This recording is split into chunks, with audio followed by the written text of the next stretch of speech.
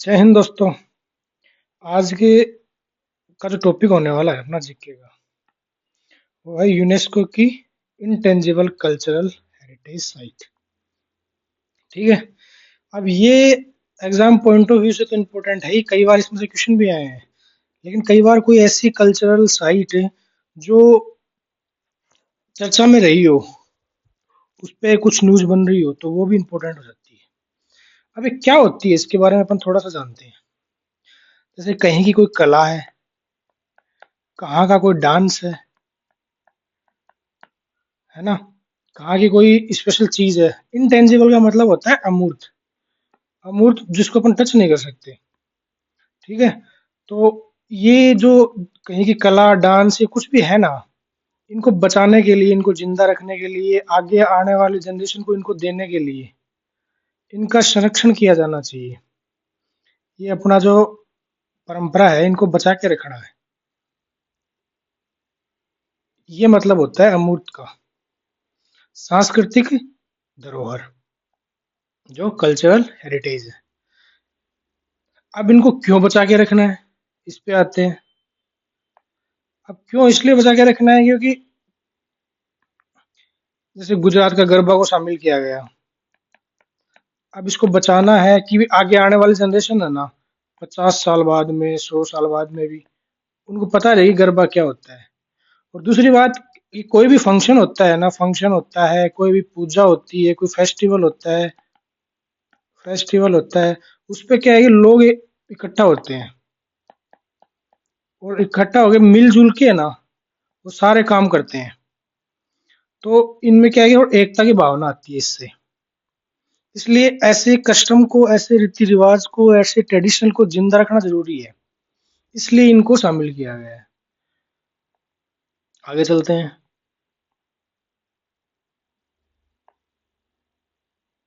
और इसका प्रोसेस क्या है, कुछ ना कुछ क्राइटेरिया है किसी भी साइट को यहाँ पे इसमें शामिल करने का। तो उसके उसके अंडर आते हैं, जैसे भारत का कल्चरल मिनिस्ट्री है, संस्कृति मंत्रालय है। और इस ये इसको ना, संस्कृति मंत्रालय को, जो संगीत नाटक अकादमी है ना, वो रिपोर्ट बना के सौंपती है। जैसे मान लो गुजरात के गरबा के बारे में रिपोर्ट बना के संस्कृति मंत्रालय ने रिपोर्ट, वो संगीत नाटक अकादमी ने रिपोर्ट बनाई और संस्कृति मंत्रालय को सौंप दी। संस्कृति मंत्रालय ने जाके इस चीज को यूनेस्को को सौंप दिया। ठीक है। और यूनेस्को ने अपने इसमें शामिल कर लिया। ठीक है। इस प्रकार से इसका प्रोसेस होता है। पहली लिस्ट यूनेस्को ने इसकी अपनी जारी की थी 2008 में। ठीक है। 2008 में पहली लिस्ट जारी कर दी थी। और 2008 में अपने इंडिया की भी कुछ हेरिटेज साइट थी जो इसमें शामिल कर ली थी। अब वो कौन सी थी, उस पे आते हैं अपन एक एक करके। पहली, कुडियाट्टम। कोडियाट्टम, ये केरल का है। 2008 में ही इसको शामिल कर लिया गया था। ये एक प्रकार का नाटक भी है और एक प्रकार का नृत्य भी है, दोनों है। इसमें हाथों के और आंखों का अभिनय होता है। आपने कई साउथ इंडियन मूवी में देखा होगा कि हाथों से और आंखों से कुछ एक्ट करते हैं, इधर उधर आंखें घुमा के, हाथ की फिंगर्स इधर उधर घुमा के। तो ये साउथ इंडिया का हो गया, केरल का। वहाँ पे एक्ट होता है, और इसमें मैन होता है राम जी और कृष्ण जी के जीवन पर आधारित जो घटनाएं होती है ना, उनको नाटक की फॉर्म में दिखाया जाता है। और ये जो पूरा प्रोसेस होता है ना, जहाँ पे जो पांडाल मंच बनता है, वो लैंप की रोशनी में होता है। लैंप मतलब जैसे लालटेन नहीं बोलते क्या अपन, वो वाला लैंप, वो वाला लैंप नहीं, लालटेन वाला लैंप। उसकी रोशनी में फंक्शन होता है। 40 दिनों तक ये चलता है। ठीक है। तो कुडियाट्टम के बारे में आप थोड़ा सा जान लिया। और कुडियाट्टम यूनेस्को की वर्ल्ड इंटेंजिबल साइट में शामिल है। और 2008 में इसको शामिल कर लिया गया था। अब अपन चलते हैं नेक्स्ट पर। नेक्स्ट है ट्रेडिशनल ऑफ वैदिक चंटिंग। वेदों के अंतर जो मंत्र वेदों के अंदर जो मंत्र का जो उच्चारण होता है, मंत्रों का जो पाठ होता है ना, ये जो प्रोसेस है ना, इसको भी यूनेस्को ने अपनी इंटेंजिबल साइट के अंदर शामिल कर लिया। क्योंकि आपको पता है मंत्रों से पॉजिटिव वाइब्स बहुत ज्यादा आती है, तो उनको ये चीज सही लगी कि भाई ये वाली प्रथा बची रहनी चाहिए, खत्म नहीं होनी चाहिए। तो 2008 में ही इसको शामिल कर लिया गया, वेदों के मंत्रों का पाठ। अब नेक्स्ट पे चलते हैं। नेक्स्ट 2008 में तीसरी है रामलीला। जो ये भी 2008 में ही शामिल कर ली गई थी, जो सबसे ज्यादा फेमस यूपी की है। ठीक है। और मैंने इसमें तुलसीदास जी की रामायण है जो रामचरितमानस है, उसके जो एक्ट हैं वो आपने देखा होगा, अपने गांव शहरों में यहाँ पे दर्शाए दिखाए जाते हैं, मोहल्लों में मोहल्ले रामलीला भी होती है। और उस रामलीला को ऑर्गेनाइज करने के लिए सारे लोग एक साथ मिल जाते हैं, अलग अलग सारे लोग रोल प्ले करते हैं, कोई कुछ बनता है कोई कुछ बनता है। तो इससे क्या है कि अपना जो ट्रेडिशन है ना वो बचा रहे, इसका भी यही पर्पज है। अब अपन नेक्स्ट चलते हैं।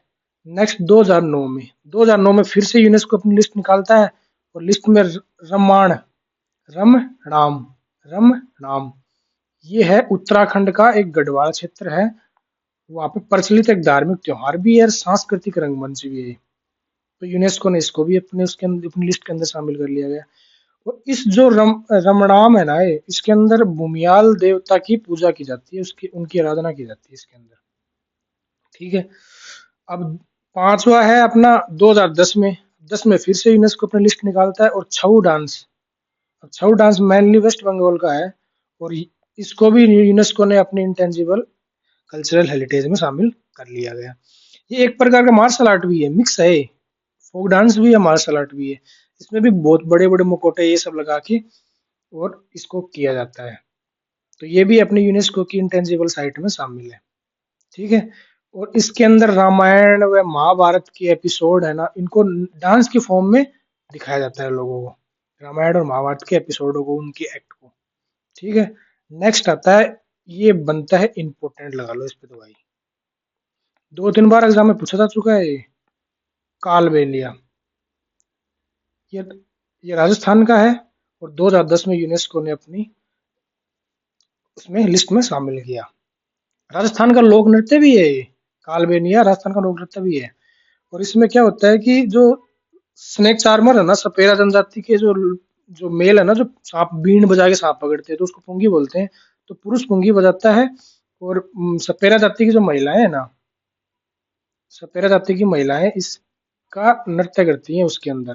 तो कालबेलिया इंपॉर्टेंट बनता है क्योंकि ये एग्जाम में बहुत बार पूछा जा चुका है, तो आप इसको ध्यान में रखें कि यूनेस्को की इंटेंजिबल हेरिटेज में शामिल है। नेक्स्ट नेक्स्ट पे आते हैं अपन मुडिएट्टू। मुडिएट्टू, अब ये एट्टू से नाम आपको पता चल रहा है कि साउथ इंडिया का ही होगा, तो ये है अपने केरल का। ठीक है। मुडिएट्टू 2010 में की 10 वाली लिस्ट में यूनेस्को ने इसको भी अपनी लिस्ट के अंदर शामिल कर लिया गया। इसमें काली देवी व दारिका दारिका राक्षस की कहानी को एक्ट के फॉर्म में दर्शाया जाता है। ठीक है।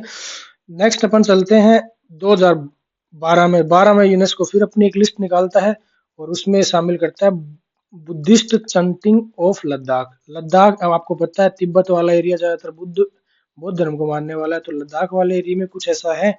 तो बौद्ध धर्म की जो चंटिंग है ना, मंत्रों का जो उच्चारण है, बौद्ध धर्म के ग्रंथों का पाठ करने की जो परंपरा है, उनका ट्रेडिशनल है, ये भी यूनेस्को ने अपनी इंटेंजिबल कल्चरल हेरिटेज में शामिल कर लिया। नेक्स्ट अपन आते हैं 2013 में। तो नाइन्थ यूनेस्को की इंटेंजिबल साइट 2013 में अपनी लिस्ट निकालता है यूनेस्को, संकीर्तन मणिपुर का। मणिपुर का संकीर्तन, इसमें राधा और कृष्ण की भक्ति से संबंधित एक्ट को दर्शाया जाता है। ये गान भी है, मतलब लोग गीत भी गाते हैं और डांस भी करते हैं। ठीक है। अब नेक्स्ट चलते हैं।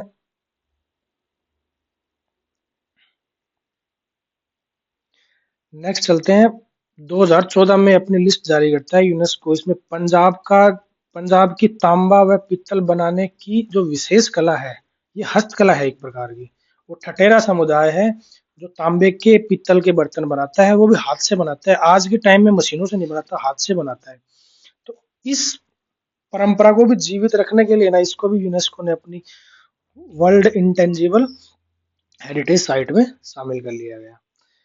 नेक्स्ट 11वीं हेरिटेज साइट है इंडिया की, नवरोज। अब आपको पता है फारसी कम्युनिटी होती है ना, पर्शियंस होते हैं, उनका जो न्यू ईयर है ना, उसको बोलते हैं नवरोज। ये वैसे भी स्टैटिक में कई बार पूछा जा चुका है, और इसको 2016 में शामिल किया गया यूनेस्को ने अपने उसमें लिस्ट में। और कई देशों में 21 मार्च को न्यू ईयर मनाया जाता है फर्शियन समुदाय का, फर्शियन कम्युनिटी का, फारसी समुदाय का।